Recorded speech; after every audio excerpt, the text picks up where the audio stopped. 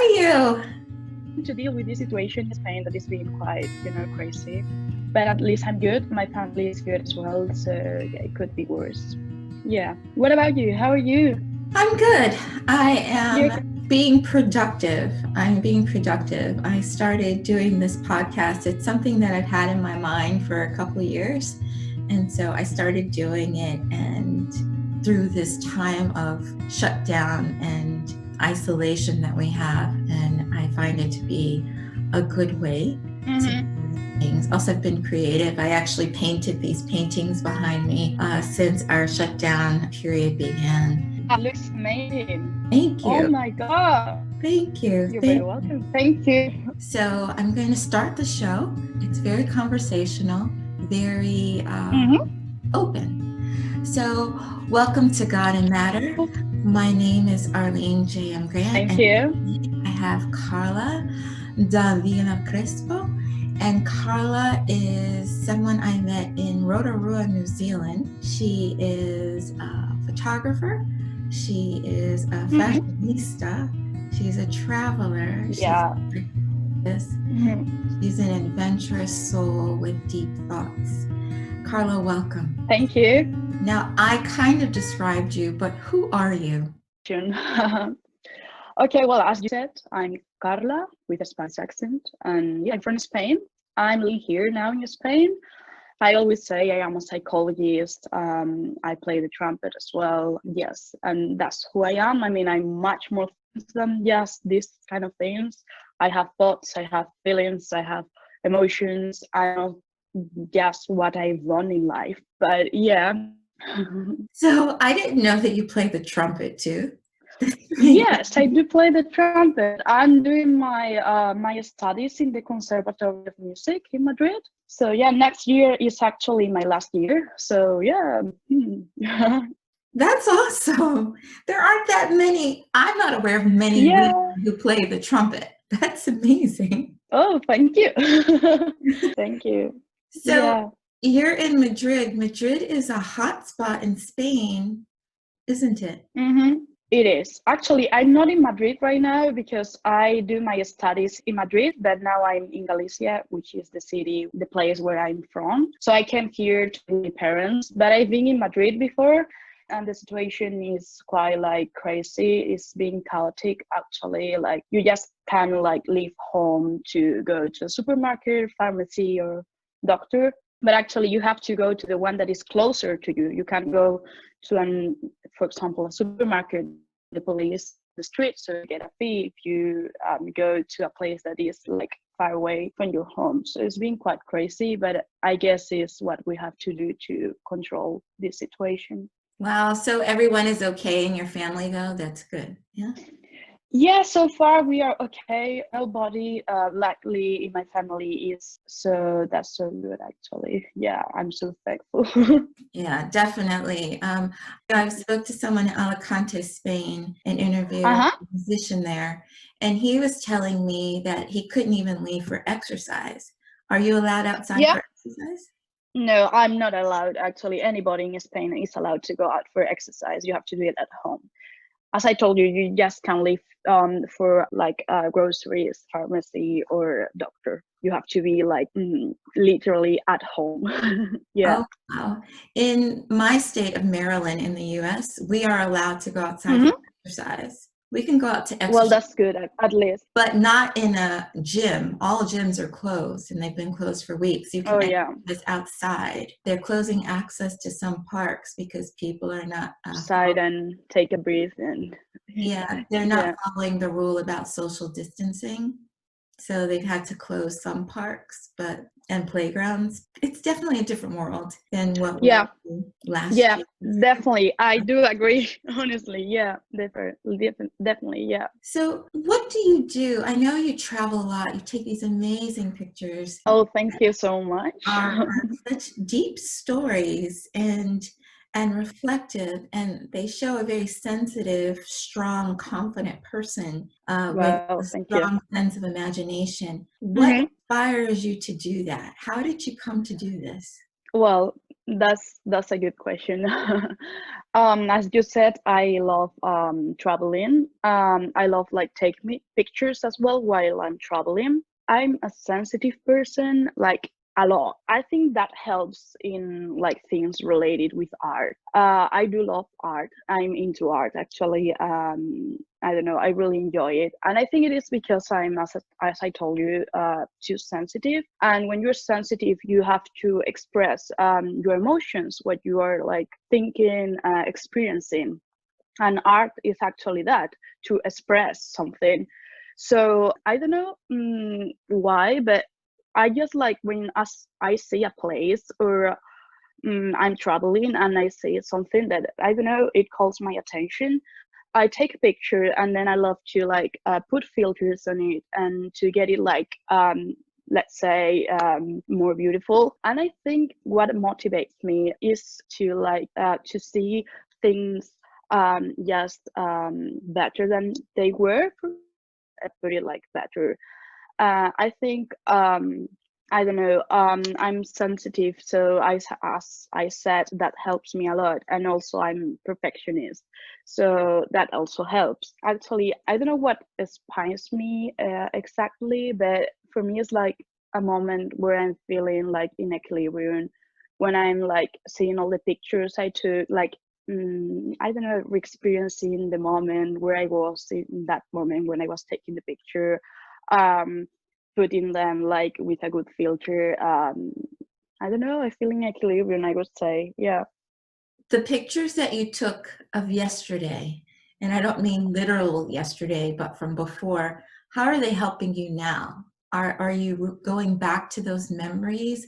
I noticed that you have a diary that you're keeping on one of your Instagram handles, and you're counting the days of quarantines and that moment of silence, and you're sharing some very profound thoughts. What's that about? Well, I love to like write as well. Well, as I said, I do love art. I do love all kind of art, like writing, taking pictures, painting, blah blah blah.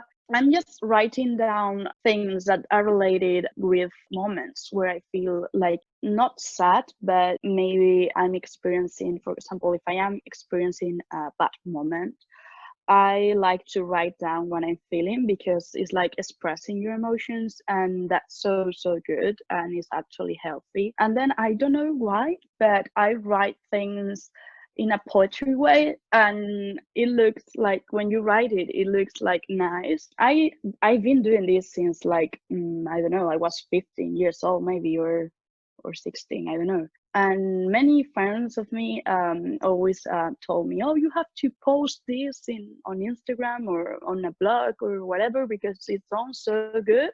And I decided to do it. And yes, it's like just my deep emotions, right?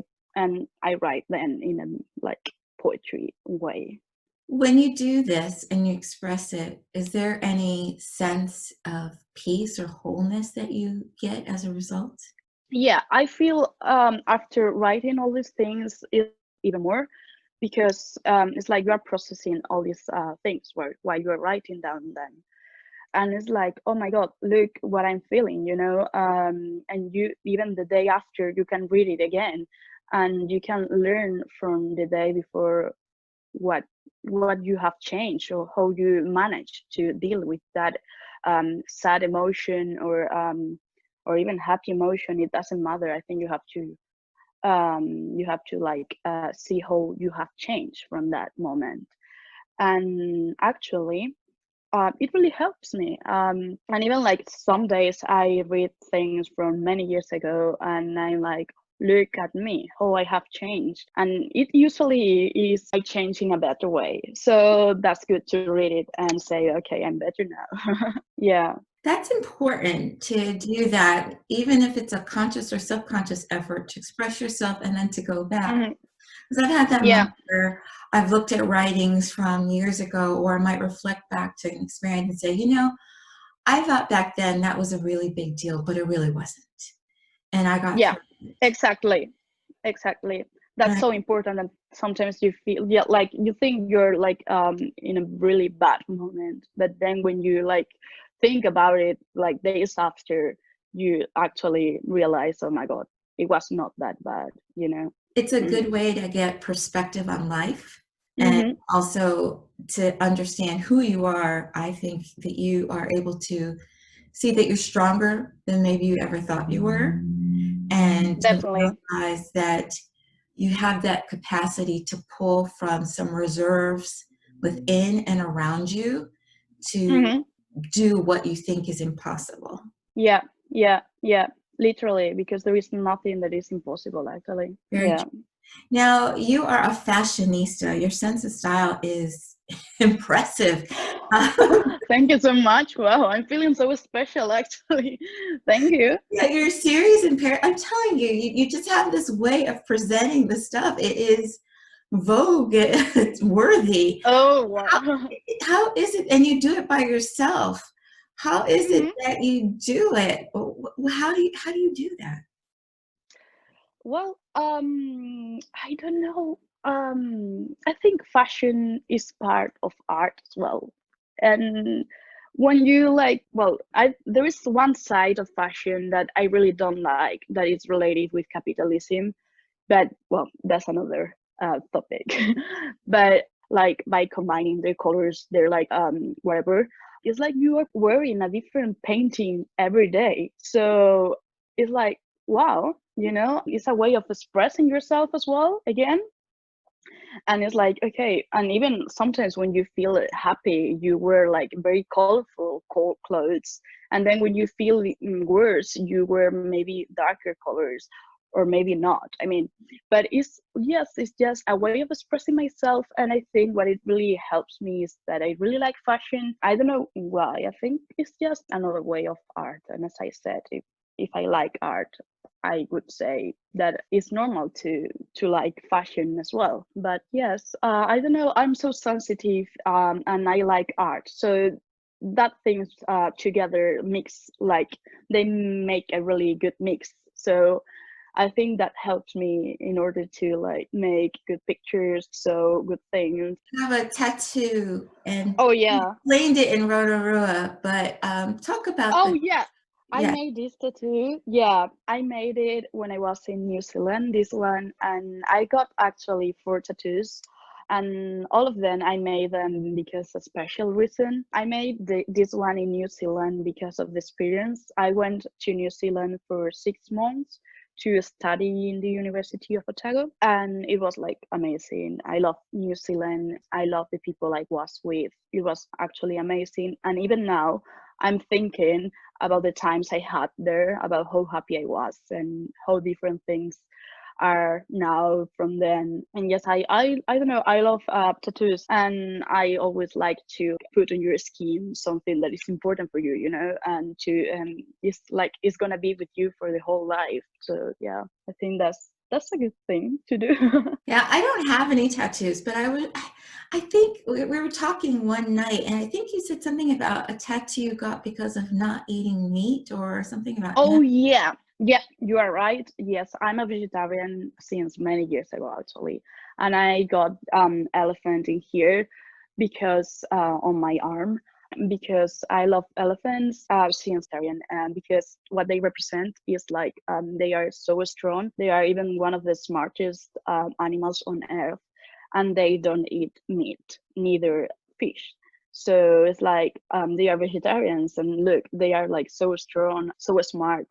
And there are many beliefs in the that people say that if you don't eat meat, you won't be strong enough, or if you like, which is from my point of view, of course, I respect everything, but from my point of view, that's not true. And I think elephants can tell you that it's not true. They are so strong, they are big, they are huge, and they just eat like vegetables. So yeah. That's really powerful. I love elephants, actually. They have very good memories. They have a very strong sense of family. Yeah, They have true a as well. patriarchal society. And Hmm. they, as you said, they're huge. They're the largest. And yet still they Exactly. don't eat as carnivores. They are vegetarians and are able to Hmm. maintain that strength. And that's a beautiful thing. It's a beautiful Yeah, thing. definitely. I agree. Yeah. So with what you do, you are a psychologist as well. How does Yeah. how does being a psychologist work for you, especially now in this Hmm. midst of this coronavirus? Yeah, it's been a difficult situation for everyone.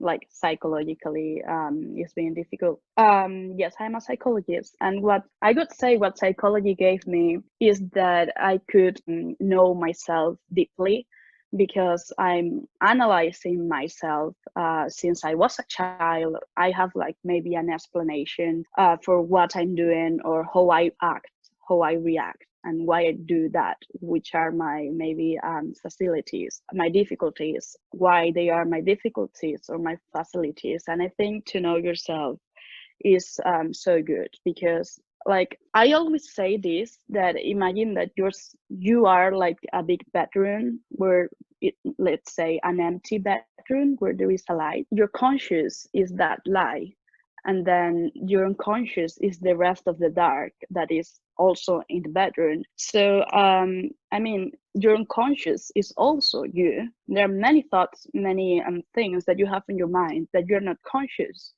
So if you know yourself, you make that unconscious conscious. So it really helps you. It really like helps you in being healthy, in being like in knowing yourself, which is so good. So in that sense, psychology really helps me. And also in this situation, like with the coronavirus, I actually have like some like advices that I give to myself. I think about this situation as a labyrinth, and when you get into a labyrinth, you know there will be an exit, but maybe one day you think you are close to the exit, and then you realize you're not. And then you have to like even try even more, look for the exit. And it's like something like that. You have to keep in mind that there is an exit, but that is you don't know when this exit will come. So it's something like that, and I think you have to like accept it. Another thing that also helps me in this situation is to express my emotions and feelings, to talk with someone and tell to my friends, parents, wherever, how I'm feeling. I think that's so important, because like being in this situation, it implies that you are living something that you used to do, or you're like even living, like many people are dying. You maybe will be like going through a situation that is not easy at all, and you have to it's so important when you're like going through these kind of situations that you have to express yourself and talk about your emotions. It's not like healthy to keep that in you and don't tell to anyone if you're sad, happy, and whatever. Another thing and last thing that also helps me is to like give time to myself, just me and myself, not me and a movie or not me and a book, just me and myself, to like reconnect with yourself. Try to like see what you're thinking, why you're thinking that, how you're like reacting or dealing with this situation. So those tips that you're doing for yourself, I think that they can help others. Thank you for sharing them. Oh, What if you're someone, welcome. but I don't have anybody to talk to? You know, I don't want to stress my parents out. They're older. I live alone. I don't have a pet. I don't want to burden my Mm-hmm. friends. What would you say to Yeah. this person? Well, that's a good question actually. When you're like, let's say, well, we have nowadays we have technology that really helps in that sense. If you're like by your own and you don't have like anyone physically to tell what you're thinking, maybe like to write down, as I said before, to write down your thoughts, whatever you're thinking, to like put it out of you, because express is what it means, to put out of you. So you have to try to do that, maybe by writing, by dancing, by doing some sports like running or painting, or to express it. Not maybe, well, it's because human beings, we are social. We need to like interact with others to survive, but sometimes it's not possible. But we can like, let's do the same but with another kind of things, for example, as I said, painting, writing down. Yeah. I think that the issue of painting and creating is an Mm-hmm. excellent way to express yourself and what you're feeling. Definitely. Even photography, picking up a pencil. Some people think you have to have formal training to do these things. No, you don't. You have a phone. You can take photos with your phone. You don't have to have a fancy camera. No, definitely. Even a flip phone will take a photo. Definitely. You can arrange things that are pleasing to you, beautiful to you. You know, even if it's just being in control of that little space that you have, you can do something with that in order to make yourself feel better. Maybe you rearrange your furniture each day, you know, change the way your pillow lays, whatever you have to do. That's such a good idea, actually, to change your like reality. Yeah. You know, paint your curtains, you know, put a design on your wall, something, stencil, create something to get that out of you is a very important thing to do. It is actually. We are expressive beings. Now, I also believe in the power of silence. As a way to such a power. Connect with the interior. So I pray, I meditate, I connect to the God that I believe in as a way to That's so good. being. Do you do any of those type of practices? Do you recommend any of those type of practices? Definitely, I do recommend them. Like to meditate is part of therapy, actually, as a psychologist, to like connect with yourself, because there are many people that they can't connect with themselves. They need to be with something all the time, like doing something with other people, because they are afraid of being alone or being with silence, you know, and that's not good. I mean, that's not healthy. You have to learn to be alone and just with yourself. So one way of learning that is by meditating, for example, or by doing these kind of things. And it's so good because it's like you have to know how you are when you are with others, but also when you are just with yourself, because I think it's like, you know, it's part of like real life. You are not with people with something going around all the time, so you have to be able to manage both things, you know. Do you think it's possible that people are afraid to be by themselves because they're not in tune with who they are? Maybe. I mean, I there might be many reasons why, but maybe like when you, for example, you don't like who you are like experiencing things you don't like, or you're seeing yourself as someone you don't like, probably you won't like to be with yourself. So maybe you would have to try to change that things. But to change that things, it implies to be with yourself and think about what you don't like about you and then change it. Yeah, that's a very good point. You know, I don't have that problem of disliking who I am.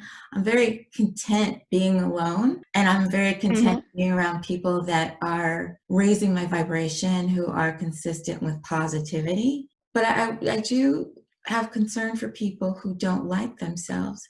So what would you suggest to someone who doesn't like themselves? How do they weather this time period? And is there a way that they can safely look at what they don't like about themselves, so that maybe during this time they can fall in love with themselves?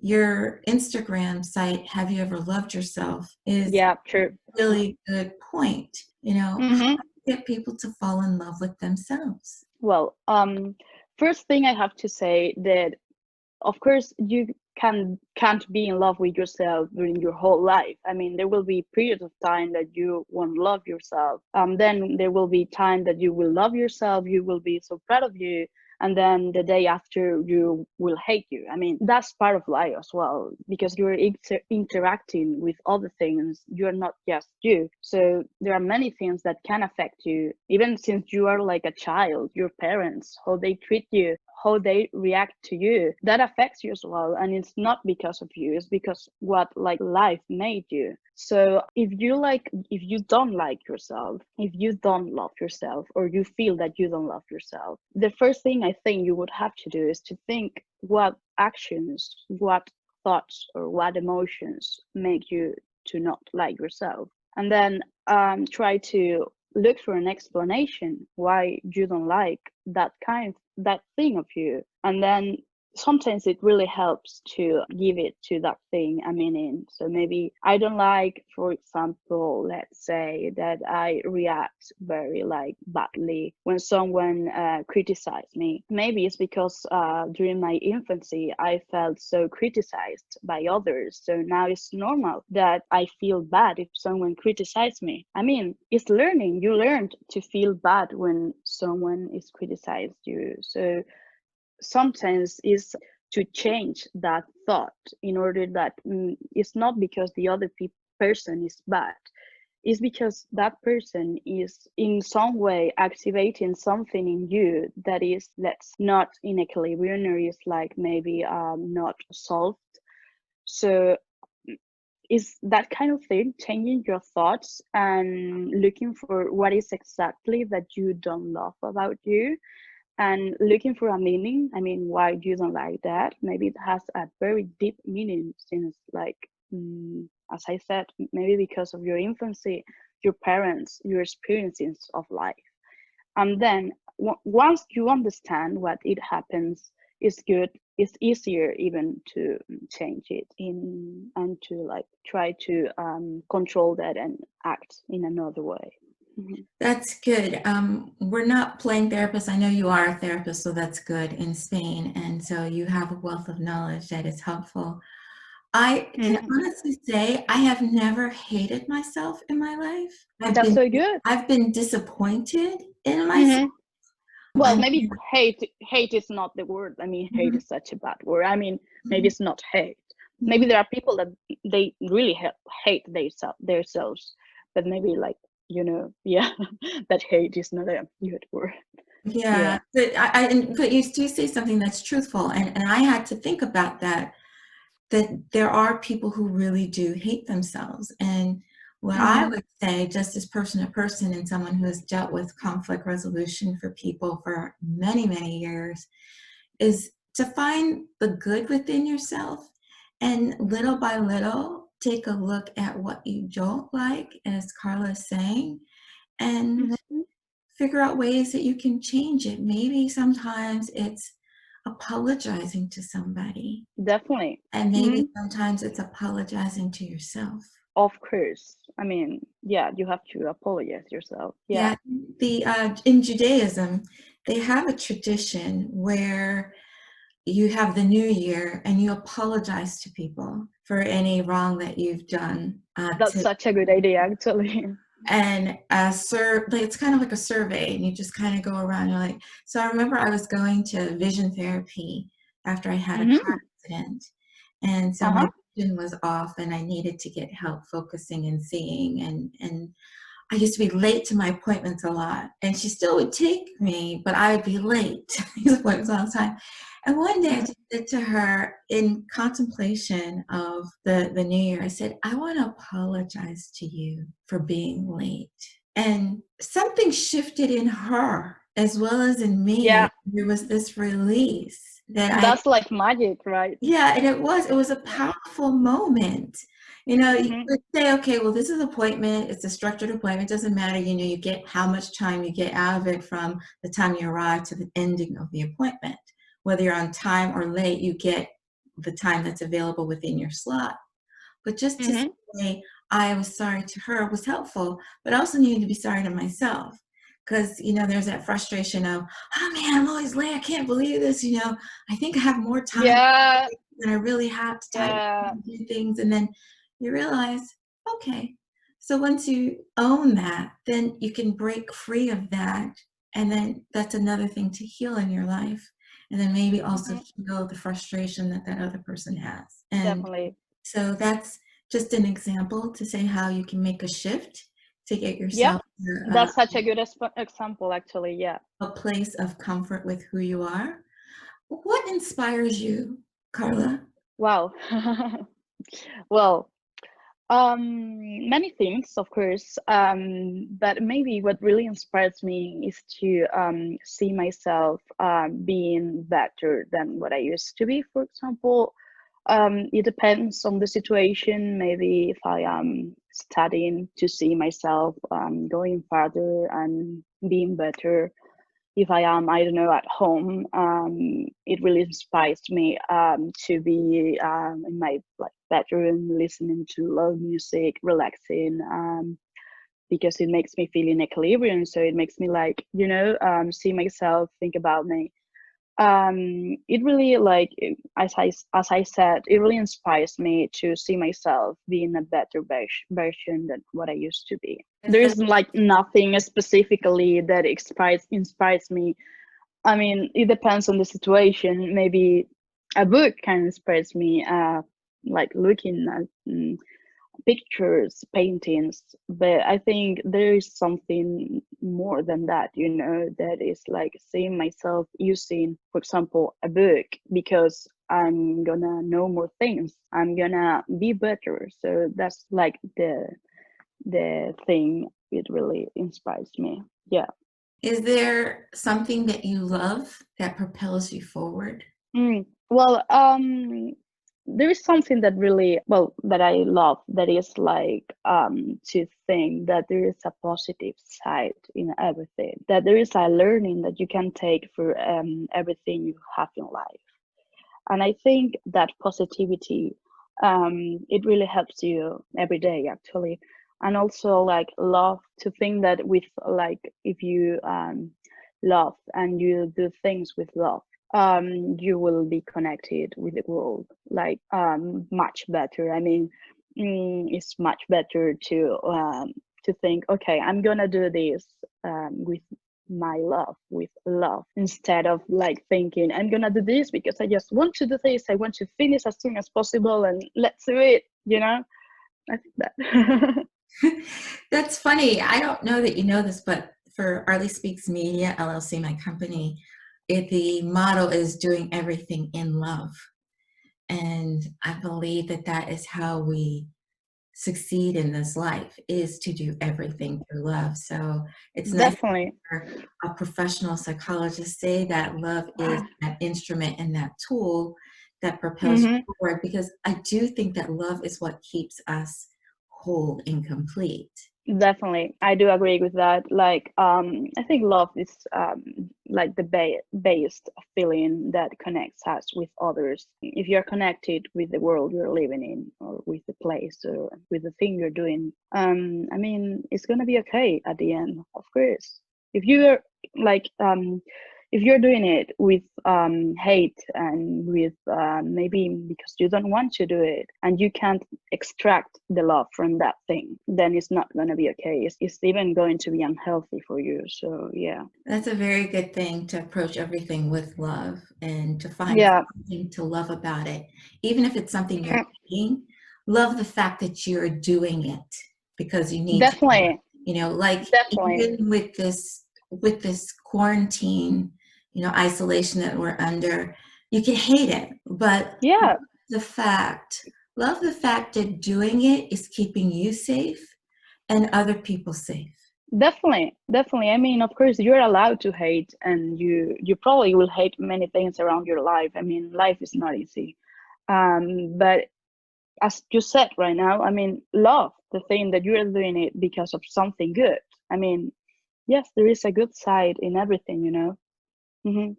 Great. Is there Definitely. anything that I haven't asked you, Carla, that you'd like to talk about? Well, I don't know. If you want to ask me any other things, I don't know. Well, okay, let's see. If someone is listening, they take a look at your Instagram, they go Oh, to yeah, your Instagram and they want to figure out how can they reshape their lives. How can they be traveling the world? How can they write their thoughts? How can they do these things? How do they start it? Do you have advice on how to start, how to begin anew? Because this time is going to cause some introspection opportunities for people. And some people are going to have to definitely. start over. Some people are going to have to start over. Like, I think the first thing is that you have to like it. I mean, you have to like these kind of things. You can't like press yourself or push yourself to like it. I mean, you have to like it first of all. And then maybe you have to find the way that is like you feel in equilibrium by doing it, and you feel yourself doing it. And by saying this, I say that you feel like, let's say, proud of you, or you feel like, okay, look at me, look what I'm doing, this is amazing, this is like crazy. You know, I think that's so important, because like we usually do many things that we're like just doing them because it's like, okay, it's what I have to do, as we always say. But this kind of things is not that. You have to do it because it makes you feel good and proud of you, and you have to look for that way. I mean, it took me like time to find the way I could put Instagram on the best way possible, that it really like represents me, for example. Because like you need time to know yourself, and to even more to put yourself on social media. I mean, it's not easy. So I would say that, to find a way to feel you are who you are, and to feel proud of you by doing that kind of things. Yeah. Great. Now, Carla, if someone wanted to reach out, could you say your Instagram addresses yourself? I've said them, but I want people to hear in your voice. Yeah. So I got this account where I write in Spanish. It's called Have you ever loved yourself? I mean, at Have You Ever Loved Yourself? And I got this another account where I put pictures, and well, it's more like fashion, photography, travel thing. That is at Carla da Vila Crespo, which I don't know, should I spell that? I will put it out there for people, so it Okay, will cool. be there. But I thank you for your time today. Oh, thank you. I have to be so thankful, and I felt so special when you asked me about this interview. So thank you. I mean, thank you. Thank you so much. You know, I wanted to share for people how we met. I have never stayed in a hostel before, like never. Oh, And I thought it would be interesting to have this experience. And I've never shared a it room is. with someone like that before. And Mm-hmm. so to go to New Zealand, to Rotorua, and to get this hostel, and I'm sleeping in a room with one guy and four women, then I Yeah. was like, okay, this is interesting. Because I was like, okay, I just want to be in a room with women. They're like, well, we don't have any rooms available with just women. There's one guy, and then there are some women. You can stay there. And I was like, okay. I said, I'll try it for a Let's night. try it. And I ended up Yeah. extending and staying there the entire time I was in Rotorua. It was such Look at you. an amazing opportunity to meet other people, to sit around and have like this Definitely. experience. Definitely. And it was great. And as you said, it's not something we can do now. This time last year, I was in New Zealand. I hadn't gotten to Mm-hmm. Rotorua yet to meet you, but it is during this time that I can Yeah, reflect on those great experiences. And you are one definitely. of the great experiences. Thank you so Oh, much. thank you. Thank you so much. Trust me. Sure. Thank you. I wish you many blessings and safety for you and your family. Thank you for you too. I hope you will be well during this time. Thank you. Bye-bye. Thank you. Bye. We discuss Carla da Vila Crespo's poetry. We'll hear it first in Spanish and then English. This is available on her Have You Ever Loved Yourself Instagram account. Let's have a listen. Quisiera abrazarte, aunque llorases sal donde me arrancaron la piel. Quisiera guardar tu tacto en las palmas de mi mano para abrirlas cada noche. Quisiera no desaparecer en otras bocas que no llevasen tu nombre. Quisiera hacer descubrimientos en tu espalda y sellarlos con mis dedos. Quisiera para ti, pero no quiero quererte. I would like to hug you, even if you cry out where they rip my skin. I would like to keep your touch in the palms of my hands to open them every night. I would like to not disappear in other mouths that do not bear your name. I would like to make discoveries on your back and seal them with my fingers. I would like for you, but I don't want to love you. So what'd you like, English or Spanish? I like them both. Carla da Vila Crespo. It's a name to pay attention to. She's a psychologist, she's a poet, she's a fashionista, she's a photographer, she's a trumpeter.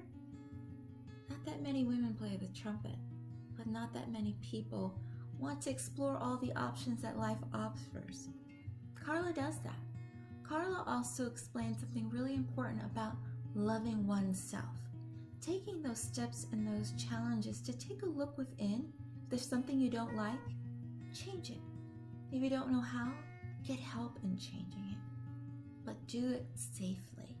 Carla's a psychologist. I'm not. I'm just somebody who can speak from helping people with conflict resolution and telling you what I think works. Next time on God and Matter, we'll have Rabbi Sonia Starr. I actually attend her Columbia Jewish congregation. It's a Reconstructionist congregation, which is a little bit different. Rabbi Starr and I discussed immigration and how we can help people. And actually from that conversation, I ended up volunteering that I now help someone with a parole matter who's detained by ICE. God and Matter is produced by Arlene Speaks Media LLC. God and Matter is distributed through Castbox.fm and also available on YouTube.com. Please visit our website, godandmatter.com, and also consider subscribing to godandmatter.com. We welcome your support. We thank you ever so much for listening.